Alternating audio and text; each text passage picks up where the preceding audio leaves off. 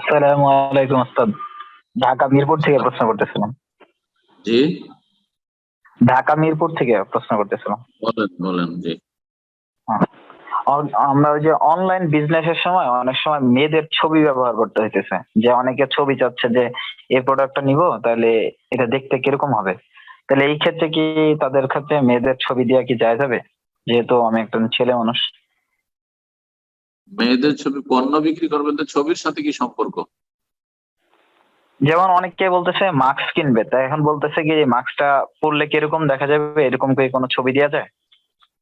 হুম, তুমি তুমি নিজে পরে দেখিও, একটা নাও দিয়ে স্যাম্পল দিয়ে তুমি পরে দেখিও, তারপর ভালো লাগা নিবে। জি, কোনো মহিলার ও, ছবি প্রচার প্রচার করা যাবে না, আরাম। আসসালামু আলাইকুম ওয়া রাহমাতুল্লাহ। ওয়ালাইকুম আসসালাম রহমতুল্লাহ বরকাত। জি, আহ, উস্তাদ জি, আমি দাম্মাম তাইবা থেকে বলছি। প্রশ্ন। আহ, আমার প্রশ্নটা হচ্ছে একটু, আমার কথাগুলো একটু লম্বা হয়ে যাবে, তাই জন্য বলছি মিউট না করার জন্য আমাকে। সংক্ষেপ করে সংক্ষেপ করে প্রশ্ন সংক্ষেপ জি করে, প্রশ্ন যদি উত্তরের চাইতে বড় হয়ে যেত মুশকিল না।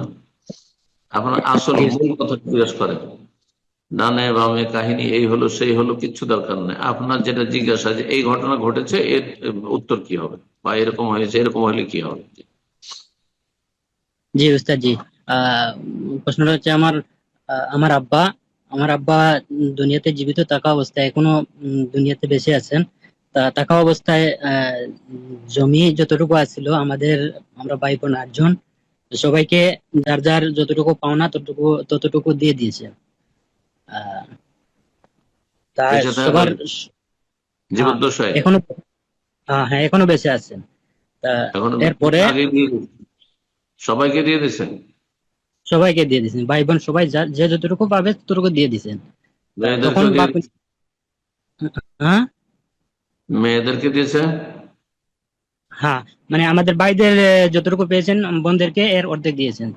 হম, আচ্ছা, চলো, চলবে। এখন এখন তারপরে আমার আব্বা আম্মা উমরা করতে আসছিলেন।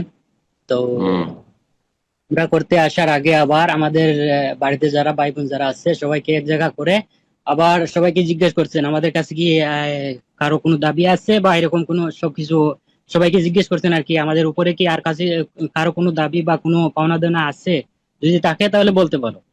তা হম। সবাই বলছে না, আমাদের আর কোনো পাওনা দানা কিছু নাই। তা আহ, এইবার আমার আমার একজন ভাই, ও এবার বলতেছে আমার আব্বার সঙ্গে একটু মনোমালিন্য হয়েছে আর কি, একটু কথা কাটাকাটি হয়েছে। তো এখন বলতেছে আমার আব্বা এর কাছ থেকে টাকা ধার হিসাবে নিয়েছিলেন। তারপরে ওখান থেকে 50,000 টাকা নিয়েছিলেন, ওখান থেকে 40,000 টাকা রিটার্ন দিচ্ছেন আর 10,000 টাকা দেন নাই। তো এই ক্ষেত্রে হম। এখন তখন সময় কিছু বলে নাই যে টাকা পাবো না পাবো, সবকিছু আহ ধার নেওয়া হয়েছিল কিন্তু এটা দিয়ে দেওয়া হয়েছে। উমরাতে আসার সময় সবাইকে জিজ্ঞেস করা হয়েছে কেউ আমাদের কাছে কি ঋণ টিন কেউ পাবে বা এরকম, জিজ্ঞেস করার হম। পরেও সবাই বলছে কেউ পাবে না। তো ইদানিং আমার ভাই বলতেছে যে 10,000 টাকা পাবে। তা আমার আব্বা বলতেছে না, তুমি তো টাকা আমার কাছে একটা পাবে না। কথা বারবার বলতে হয়, জিজ্ঞাসা করেন। এখন জিজ্ঞাসা কি তাই বলেন, একটা কথা তিনবার বললেন আপনি। তো এখনকার জিজ্ঞেস বাবা হচ্ছে বলছে মনে করেন দিয়ে যে, দিচ্ছি, ছেলে বলছে দেয়নি, এখন প্রশ্ন কি তাই বলেন। আমার প্রশ্ন হচ্ছে এখন আমার ভাই আবার বলতেছে যদি তুমি এই দুনিয়ায় যদি এই টাকাগুলো আমাকে না দাও তাহলে আমি আখেরাতে এই টাকাগুলো তুমি আমাকে দিবা, এই কথা বলতেছে। এখন আমার প্রশ্নটা হচ্ছে এটা কি করা যাবে বা এটার সমাধান কি কিরকম হবে এটা আর কি। একটু ফতোয়া দিয়ে সমাধান হয় না, এটা বিচার সালিশ করে নিবি।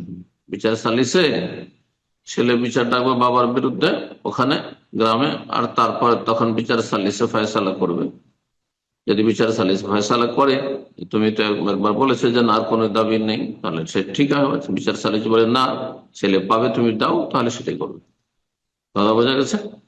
এটি কাজার বিষয়, এটি ফতোয়ার বিষয় নয়। ফতোয়া আর কাজা একটা বিচার বিভাগ, আর একটা হচ্ছে ফতোয়া বিভাগ, দুটোতে পার্থক্য রয়েছে।